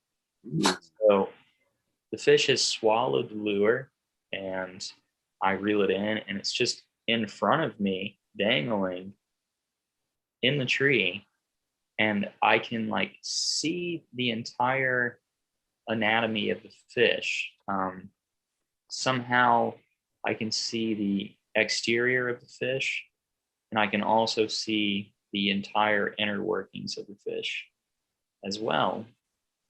And I feel horrible about it. I feel absolutely dreadful because I can see that the fish is gasping for water, it's gasping for air, and I just have it suspended, or I guess it's gasping for oxygen, and I have it suspended in air. So I go up to the water, and I start picking up water, and I'm throwing it over top of the fish so it can just get a couple of breaths of oxygen. And then that's the end of that portion of the dream. And then another section of the dream follows where I'm back at home. I'm cutting up the fish for consumption. And I thought that this was really strange. So of course I sat down and started writing about it, and I was breaking it apart and talking about, fishing. Of course, we can play all the games about the symbol of the fish being a symbol of the self, or the fish out of the deep, and Christ and I'm Pisces and all of that stuff. And I tried all of the kind of conventional routes and they all didn't feel right. I could well, not reconcile. Yeah. First yeah. of all, I would urge you to speak to Craig Nelson about that dream. Okay, the reason is that he told a story once, and he actually had drawn a picture of it, of a young person fishing. Okay, and I think that you probably ought to speak with Craig about it. But Yeah, maybe I will. So let me quickly wrap this up, and then yeah, if go we ahead. want to talk about it. Of course, we all can. But if not, I understand. But so the thing that was so peculiar to me was that on the one hand, the dream seemed to convey a very, very powerful sense of dread. I felt awful the next day when I woke up, not physically awful, but just like, ugh. Like I love animals, and I couldn't stand the thought of doing that. And I fished a lot growing up, but I don't fish anymore. Mhm. And I thought it was really strange that I was almost being, it's like something in me was saying like, look, you can see everything in me. You can see the inside of me, the outside of me, and I'll even allow you to eat me. And it was really strange because, I was kind of like I said, I took the very conventional route to interpretation and said, okay, so I'm fishing for something out of the unconscious and it's willing to come up and meet me. And I'm yanking this thing from the deep, and it's too big for you to grab initially. Maybe it's too big. Yeah. But you reflecting on it, recognize wasn't it. like a massive fish. I mean, it was like exciting. It was the kind of fish that you like a nice bass or something, but it wasn't like I call it Moby Dick or anything like that. Well, you recognize it as something coming from the unconscious. Yeah. And then Well, in the next don't part of the dream, you're and it's nutritional for you. That's what food is, right? Right. And I even applied that. And I sat and thought, right, there's something in there about nourishment. Something is saying, eat me. Something is saying, I'll give myself up to eat. I'll sacrifice myself. And so even though you don't like the idea of cutting up a fish, when you're fishing, you still cut up a fish if you would buy a fish at the grocery store to eat it. Yeah. Right. But all the same, I tried all of those things, and nothing helped to ease this horrible feeling that I had about just being completely off the mark with all of those interpretations. So Nick, I sat with it for a day or two and decided I would continue to work on it because nothing gave me the feeling of having even an approximately correct interpretation. And then later, after I talked about it with some other people and I did some journaling and stuff, I realized that maybe there's something in there that's telling me I treat the things in my unconscious as if they're to be broken apart and consumed and just exploited for my own gain. And not something that's truly alive and living and that I could live with, but rather is something that I just need to catch that next fish and I just need to eat it quickly. And that got everything moving. And that for me really changed the way in which I work with dreams. And that was the point where I realized I don't always need to go to a dream and break apart every symbol, every situation down until they're all just like I've got 10 symbols sitting apart from one another, where I could approach the dream holistically and sit with it for a long while and get many layers of interpretation and meaning, but not break it apart and then have to reconstruct it. So that was a major turning point for me in my own personal work, but I think it also speaks directly to Jung's point here, where he's saying that when you get an interpretation right or approximate a correct interpretation, there will be this uprush of life and this movement of psychic energy, whereas when it's wrong, it just feels like there's an utter block. Right, but you're still taking it back into yourself, and your unconscious knows what to do with it, right? Well, yeah, it might. That's what food's about. It might unconsciously resolve itself, but I didn't I mean, he also says that when the conscious mind needs to apprehend whatever the unconscious symbol is in the dream, and by apprehend, he said, I don't mean intellectually understand, but understand through experience or something such as that. And it felt like, to me, I completely misunderstood and failed to apprehend whatever it was that I needed to apprehend. Well, Nick, to me, I mean, pun intended, what strikes me the most fishing is the tangled up in the tree part of what part of your personal tree of life had also ensnared that. And then the bigger piece that strikes me is the segue, part 1 to part 2. There's a big synapse, black omitted blind spot, so to speak. And then you're in the kitchen nourishing whatever part of that tree is. And it feels like there may be an unknown discovery of part of yourself that you were nourishing, and you almost didn't need to know what it was, but you did it anyway. But I get the descent between what am I doing? And there's a moral piece there consciously, but it really strikes me with the hung up in the tree, the line hung up in the tree. Yeah, and the feeling, that one thing that I often try to do with my dreams is that, I'm a little bit, I'm cautious to accept the conscious point of view in the dream, or the dream ego's point of view. So I always try to think, if I were the fish, what would I be trying to communicate to the dream ego? The thing that I had to realize was that it's very interesting that regardless, the fish seemed willing to give itself up from my consumption. It was almost like a sacrificial component to the fish giving itself over to me for consumption, regardless of whether I understood the situation, I honored it, or I exploited it. Right. But I felt I had a responsibility to honor the situation rather than to just say, yes, another fish out of the deep waters, and I'm picking it up. Well, that's Like a special that's a fish, great, yeah, that's a big dream, Nick. I add to that, I heard the word used in there several times, energy. And then the end of what he said, I think the big part was a big word, and the fancy word I want to use. He had an aha moment. Yeah, I think you would be benefited by talking with Craig about that dream. Yeah, maybe. I had a dream about a year ago, but potentially. Yeah, well, about a year ago, or maybe longer, is when he told me, or told my advanced group, about the dream that he had, that he actually painted. So he's actually got a picture of it, a picture of the dream. So I'm sure because it's such a big dream for him, I'm sure, there'll be some interesting interaction between the two of you. Yeah. Maybe I'll talk to him about it. Yeah. I like you wrestling though with I don't want to say moral, but the piece of,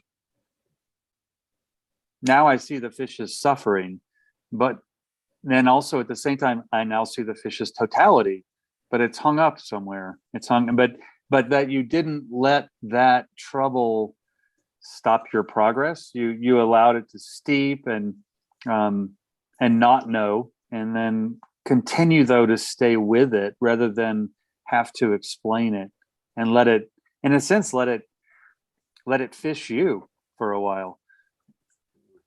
Yeah, and it's so funny, of course I could kind of formulate some kind of poetic retort and say, like, I could have just let the fish swim back into the waters, but it seemed like I had to do something to try to hold on to it and not let him slip away. Yeah. Mm-hmm. So there are a couple of comments here. One is Zen Mode says, seems like he is fishing for some meaning. And then Joel says, yes, that is a big dream. Then Zen Mode says, the most striking part of the dream was the image he provided of saying he was throwing water on the fish to enable it to breathe. It obviously was important to Nick, to you, Nick. Okay. Yeah, it certainly was. That felt like the piece, or it felt like the image which conveyed this notion that I shouldn't necessarily just kill something to eat it, but that I should work with it in a way that's alive and honor these things as their living symbols, not as something that I need to just pull out of its natural environment, break it apart, and consume it. And also help it to breathe in an unfamiliar world. Yeah, but something that's coming out of its natural environment and then going back into your unconscious through your consuming it, is also an image. Okay, that's also an image. And so anyway, Fezmeister says, it's interesting because if you know that you are the doctor and you are the only one who is the one who will heal this person, and it will take your personal involvement, is that really wrong? Well, and then he goes on, if it's what the person was trying to do anyway before they met you and will continue to do. I'd just like to respond to this comment that I think psychotherapists, especially Jungian psychotherapists, do this in every hour, in every analytic hour. In other words, they do involve themselves personally in the interaction. And this is one of the reasons why I never sought to be an analyst or to take up psychotherapy, because I cannot think of anything that would be more difficult than being in 6 or 7 people's psyches every day besides my own. That is a very special gift. Well, that's a really good point, Skip, because I notice if I have a marathon day, for example, and let's say I go for 12 hours, because the weather's great and people are great, and it's never fails.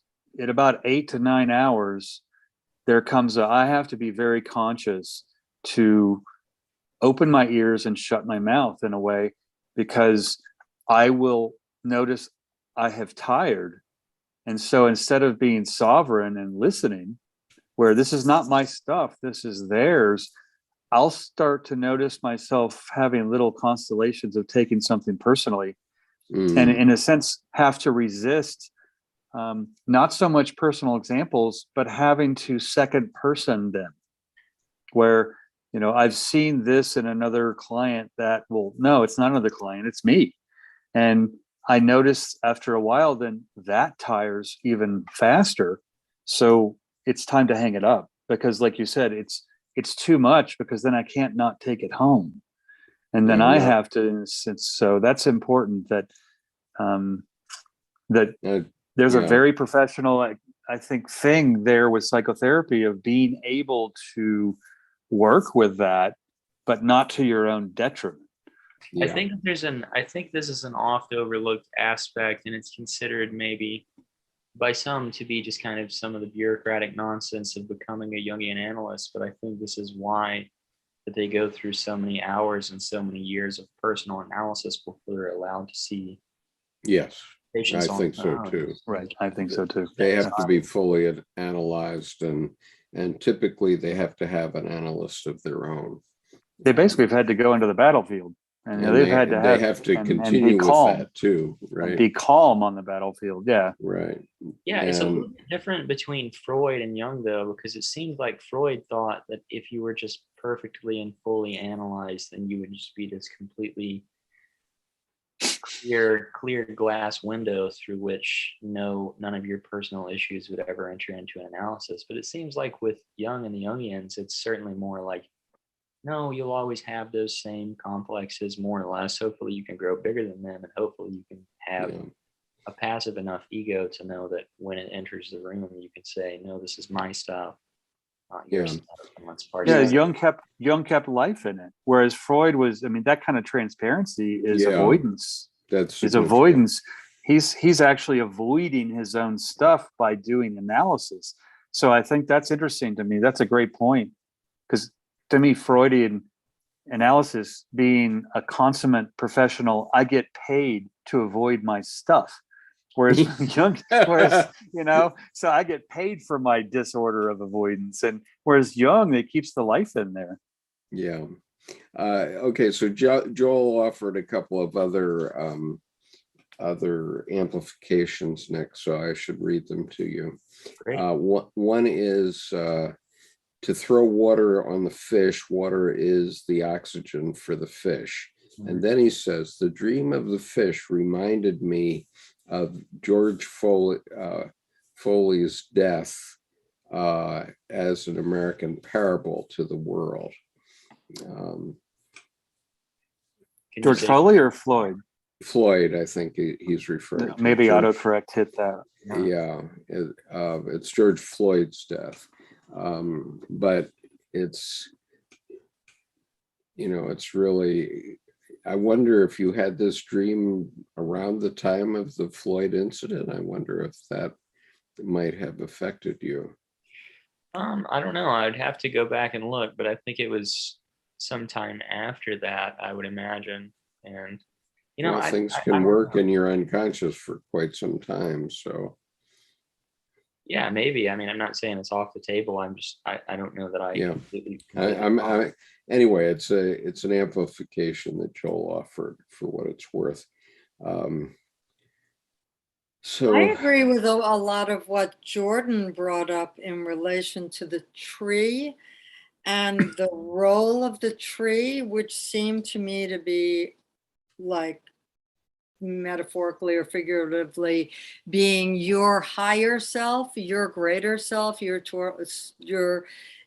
source of life, your tree of life, which you did say something about it being taller than you. And it was the tree that caught the line, so that it was the tree that facilitated having that fish dangling in front of you, so that you could use your X-ray vision and see through the fish into that inner working of the fish. The fish having come from your unconscious, being the water, being that classic image of the unconscious, and the tree being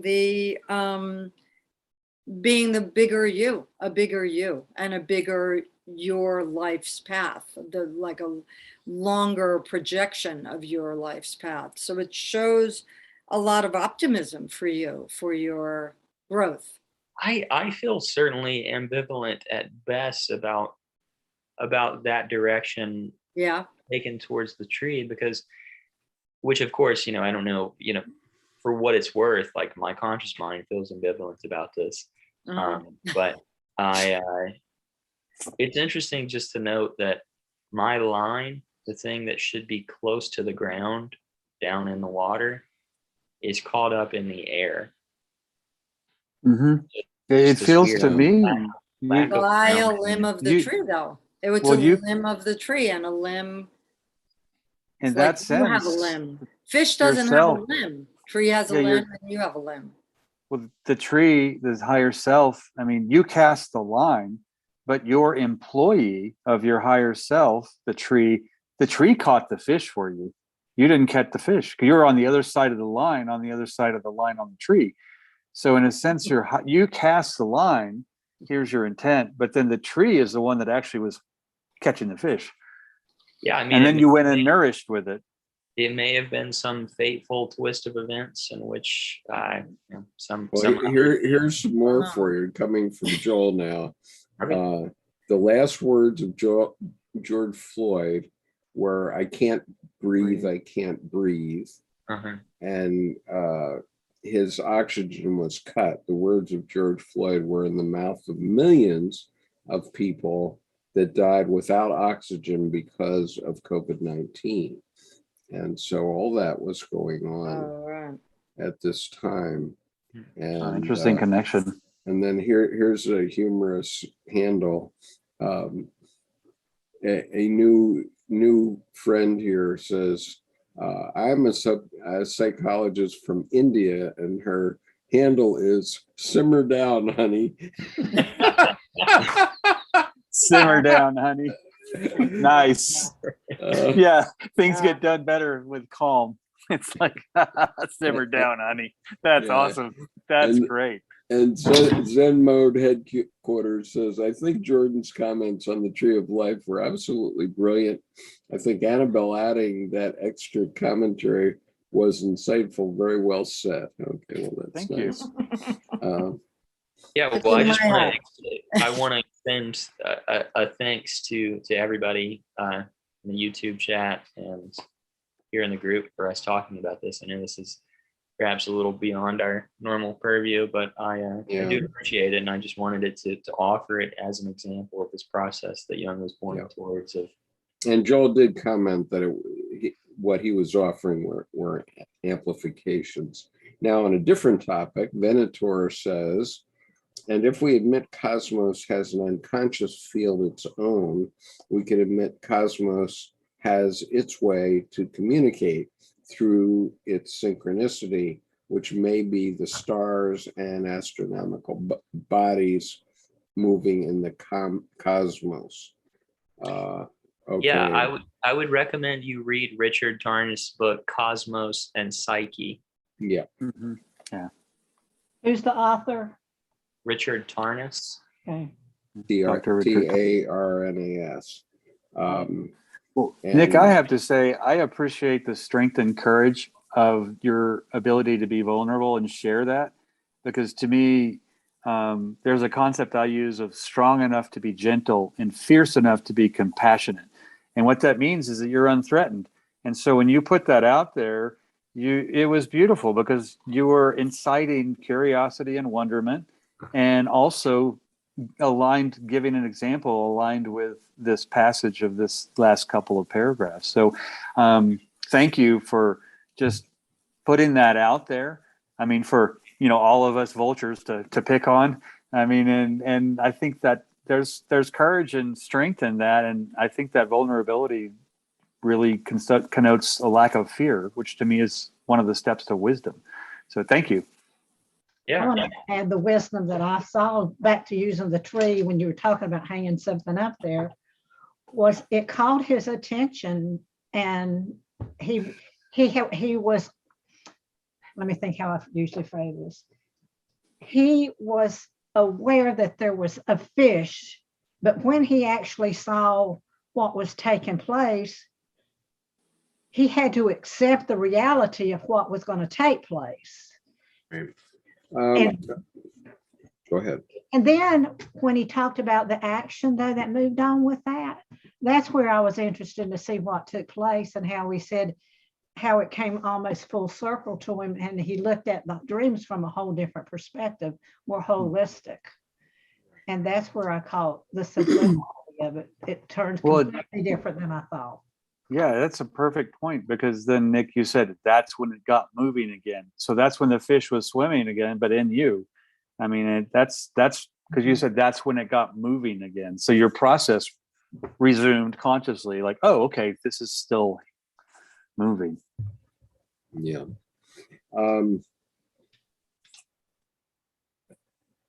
Okay. Lamette says, should we understand someone's conscious reality before we can begin to understand their dreams?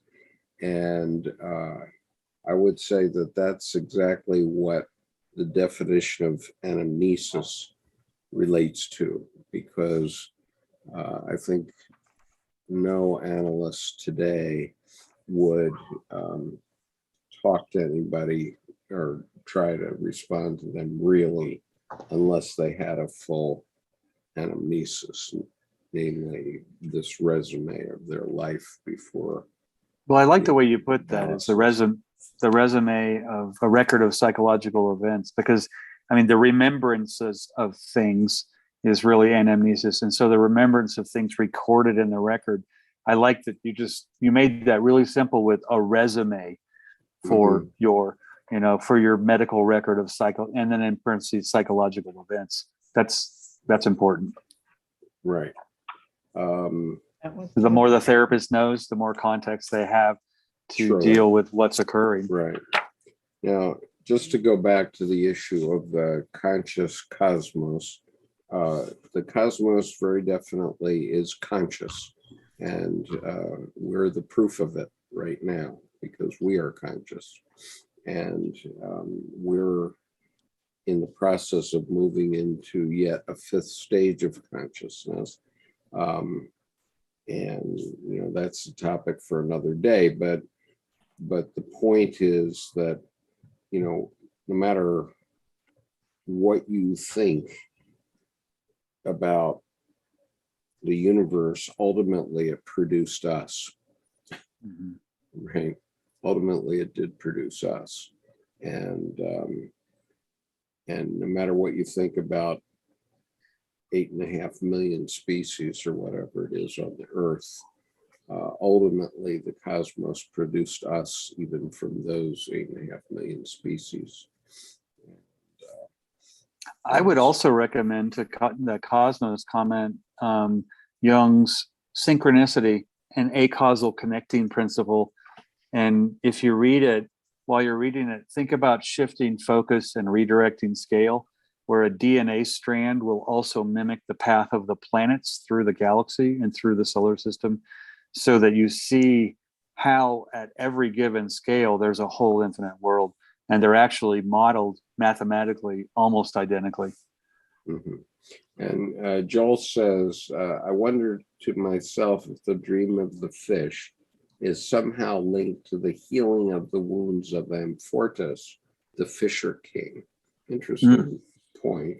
And then Zen Mode goes on, it is worth mentioning that Jung was able to make interpretation of series of dreams without awareness of the subjective experience of the patient, interpreting them as though it was his own dream.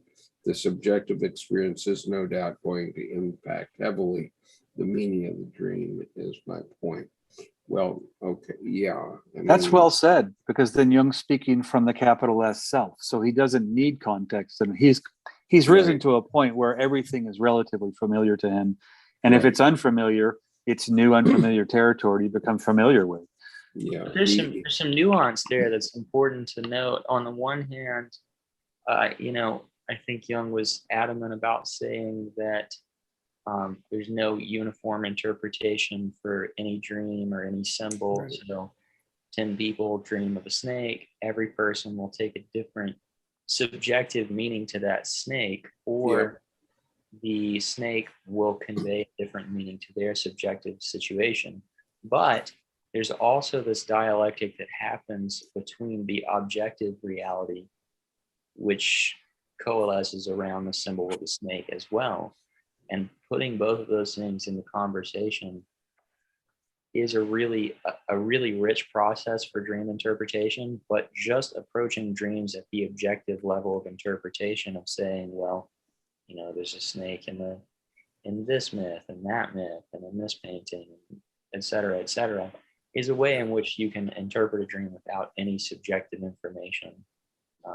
Well, yeah, I mean, that's, in a way, though, that's hocus pocus. And I have this book called Symbols, I think, which took, I don't know, 10 Jungian analysts like a decade to produce.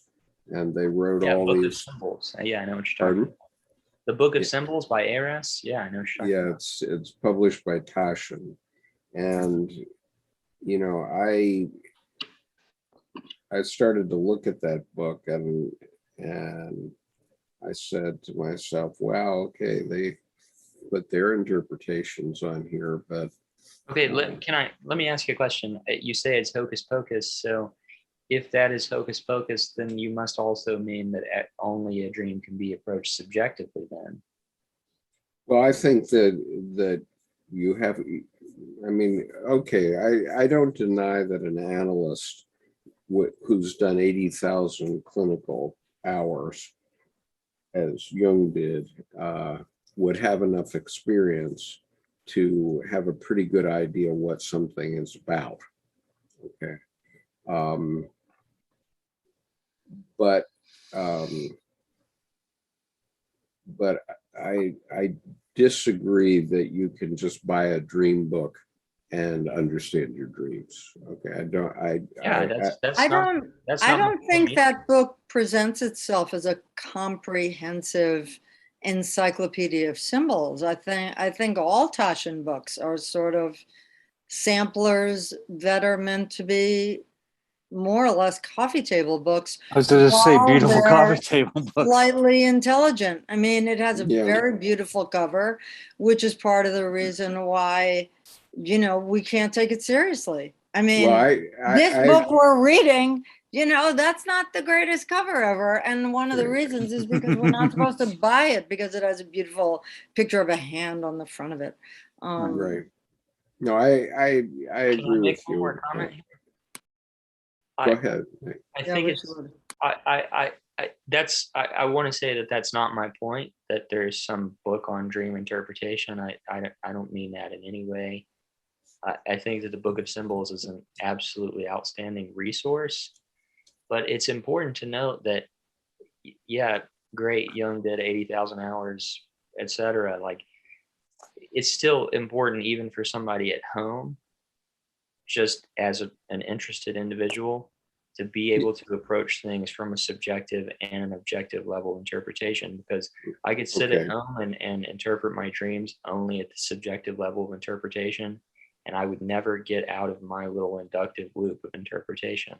I would never think about things beyond my personal sphere.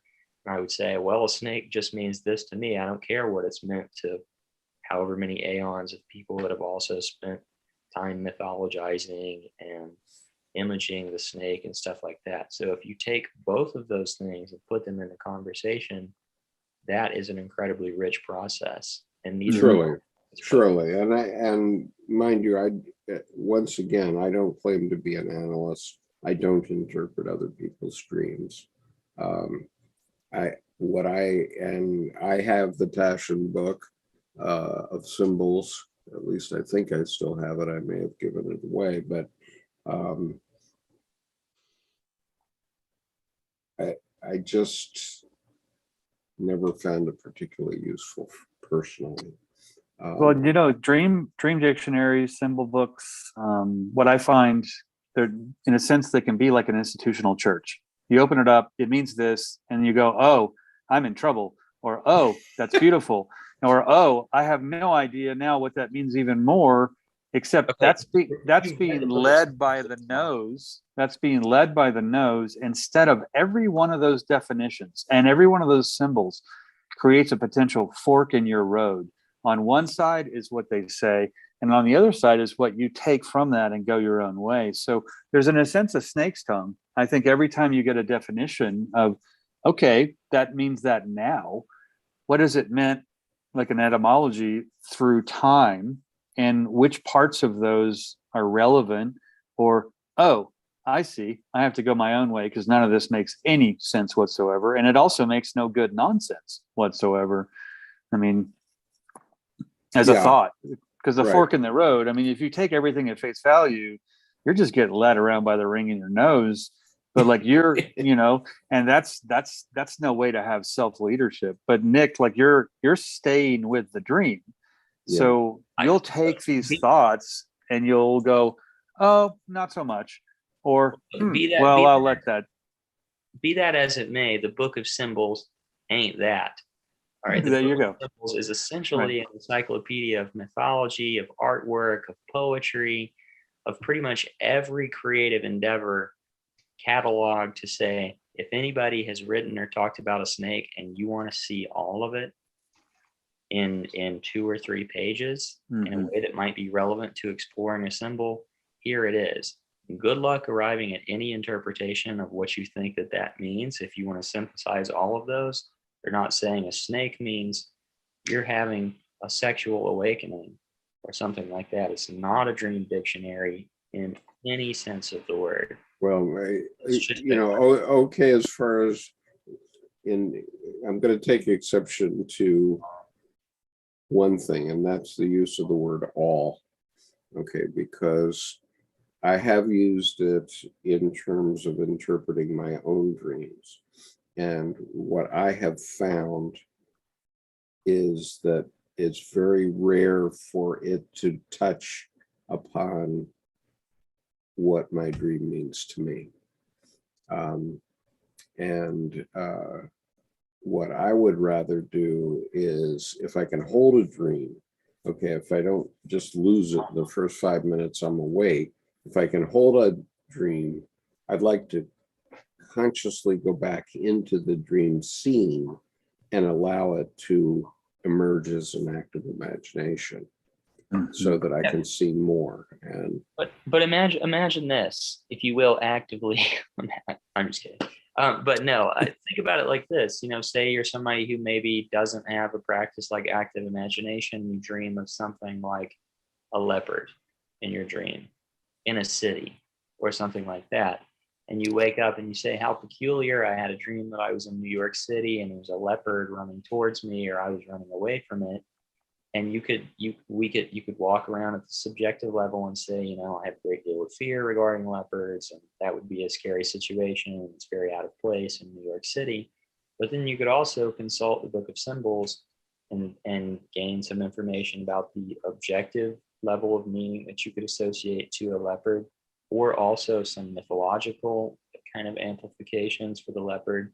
And then you could bring that back and broaden whatever your subjective level of interpretation might be.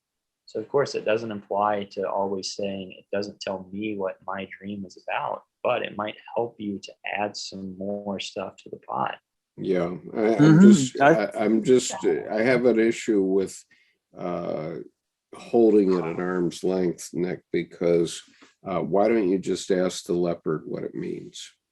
What do you mean, Mr. Leopard, in my dream? You talk about that like it's so simple, and it's really not.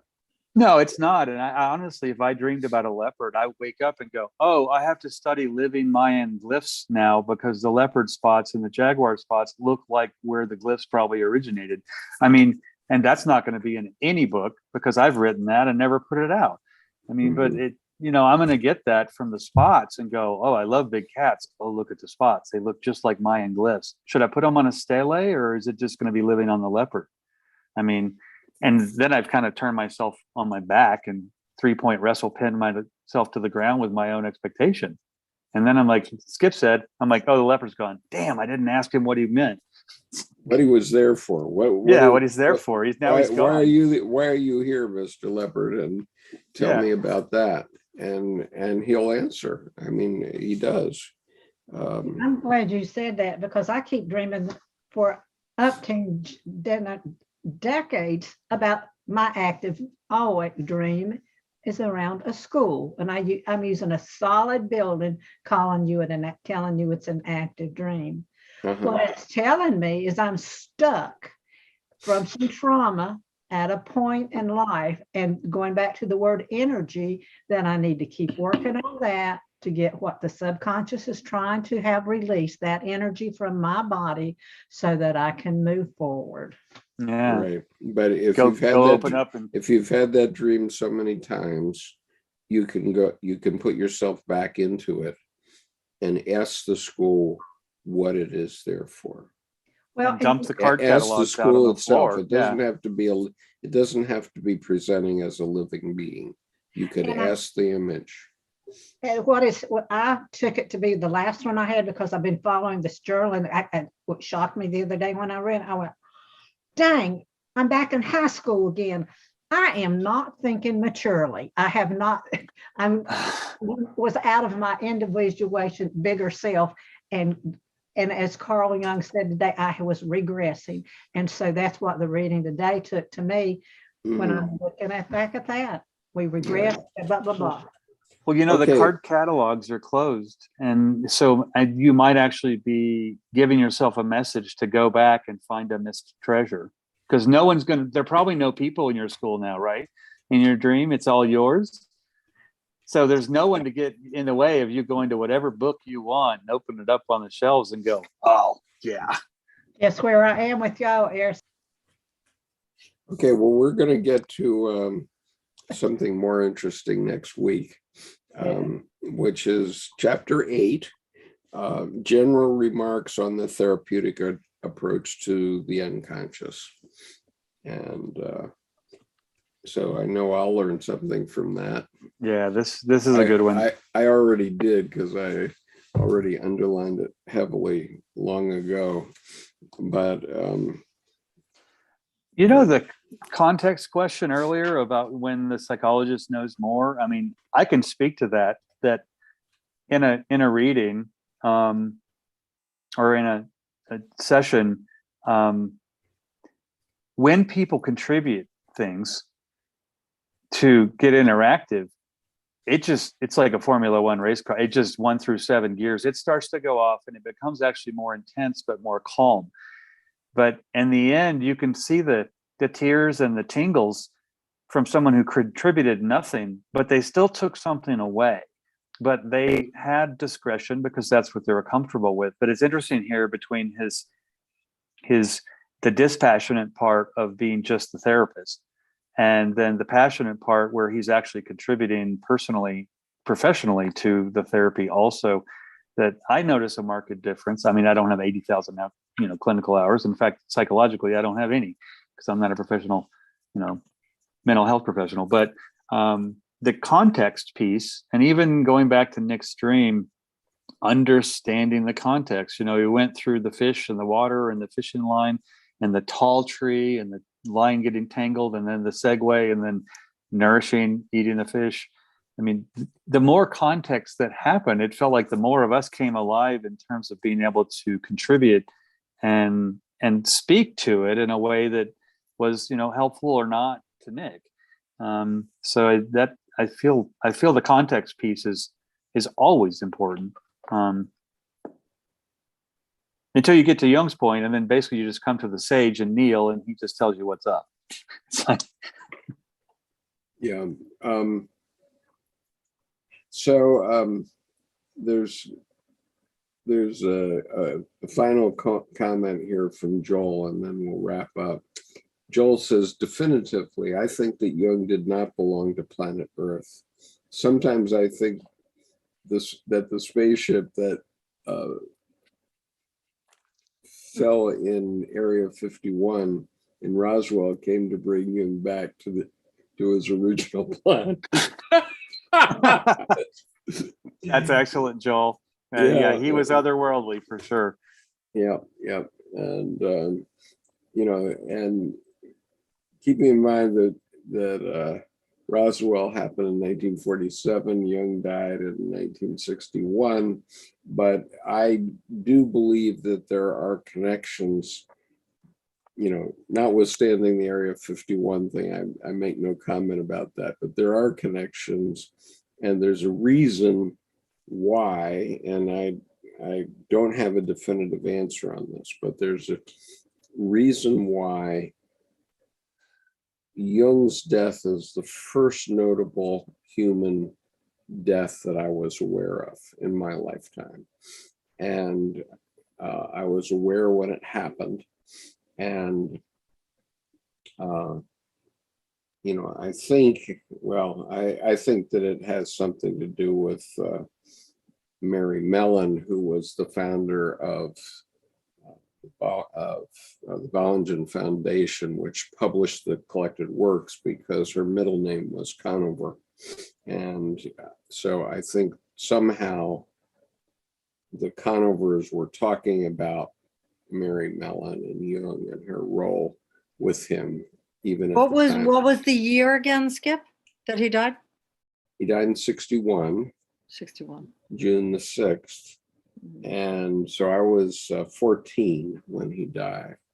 And Mary Mellon died in 1944 from asthma, but Jung was very, very close to her. His last letter before the beginning of World War II, at the time that the post was cut off from Switzerland at the beginning of World War II, and I'm talking about September 1st, 1939, not December 7th, 41. Mm-hmm. The last letter that he wrote was to her. And you can see that in his collected letters. I think it's worth mentioning too, to connect the Red Book with the man and connect the Red Book with his work, because you have someone who is systematically, nightly, for decades, not discipline, bliscipline of the ritual, Yeah. fully engaged Yeah. in this stay with the internal image. And to me, that would create a psychological acumen that he might as well have been Magellan or someone circumscribing the globe, kind of thing, and just or Marco Polo discovering the fact that just the Red Book goes parallel with all of his other works for decades behind the scenes Yeah. gives him an inherent fluency with the psyche to be able to just Yeah. look at somebody. And I mean, just clairvoyance, clairaudience, just hear, see, feel, listen, and know which part of his internal card catalog that goes with. Yeah. I agree with that. And that's And- experience. I mean, and that's Yeah. his self-born experience. Yeah. And I wonder whether your awareness, Skip, though, also had to do with the age that you were at 14, because the first death I was aware of was someone who I knew, and I was 15. Mm. I took it in. yeah, but why would I Mhm. take in the death of? I don't know. Why would I don't know. And I don't know why I didn't take in other ones. I mean, both. Well, And I yeah, didn't that's take true. in another one 61, yeah, until the 61 death is of before JFK. Kennedy. Exactly. Yeah, Yeah. That's true. Actually, I took in Kennedy before I took in the other one. yeah, That's true. It's Okay. interesting though, I because disproved my theory, but there was, when I was 15, yeah, well, when you're Yeah. 14, you're coming of age, you're starting to be the young adult. And that's what And it's I was interesting. thinking. Yeah. well, Skip, and interesting that, the Conover connection most likely, but at the same time, you obviously weren't into Jung until like several decades ago. So that was a Right. couple of years past your 14th birthday, right, you know? right. And And so it wasn't why, for another 40 years, but why would he pop to in? remember that, to be Pause. drawn into it, all those things are just remarkable to me, and I don't know what it all means. I mean, in terms of the day of his death and the time immediately before his death, when they were talking about the fact that he was going to die, I Mhm. suspect that his name was in the air in my family because it was in the news. I remember it being in the news. And so I suspect that my father was talking about it in some way, but I do not remember that part at all. It was June 16th, 51, not 61, right? No, June 6th, 61. 60, yeah, okay. Yeah. And anyway, but that's just, esoterica, who knows? I'll say a quick something along the synchronicity. Too many things happened this weekend because of young synchronicity that reading and documents I was looking at took me back to me being really to see the message from the collective, the unconscious collective within my family as you were talking. Mhm, And mhm. it tied so many things together from World War I to World War II, which I knew before the Beirut bombing it was going to happen. And that all came back this weekend. Uh-huh. And that was just too much. And I knew it before that day hit. Yeah, So, That's yes. that's interesting. I tried to take my mask off, but I'm seeing all of you doubles. That's one of us is enough. One of us Yeah. each is enough. What is enough? So Nick, chapter 8 next week, right? That's right. Okay. And the And by the way, this chapter 8 is short, and it has immediately after it a conclusion. And so we will be completing the first of the 2 essays. I believe that's true. Yeah, chapter 8's short because it's only one long paragraph. It's like, Right. Well, the conclusion is like one long paragraph, certainly. So anyway, we will have completed one of the 2 essays. Nice. Yeah, the second essay is considerably longer. Yeah. It's broken- Relations between the ego and the unconscious. That's always fun. Mm-hmm. It's broken up into 3 sections. But either way, it's still true that we will have completed We'll have to We Well, will we'll have have to completed create one of the essays. create some logos, arrows, neutral corners for Skip and Nick. Yeah, I don't know where I am anymore, Jordan. That- Actually. Right. No, I get it. I love the interplay though, because it's stayed a dynamic discussion, which is cool. Right. Okay, and thank you very much to all the people who contributed on the YouTube chat.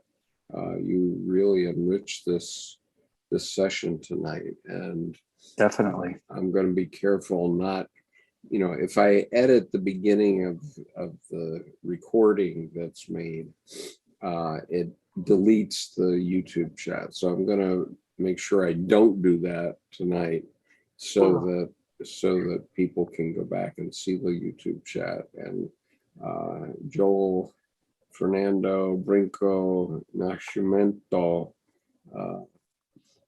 thank you, gracias. Or unfortunately, I don't know how to say it in Portuguese, but Obrigado.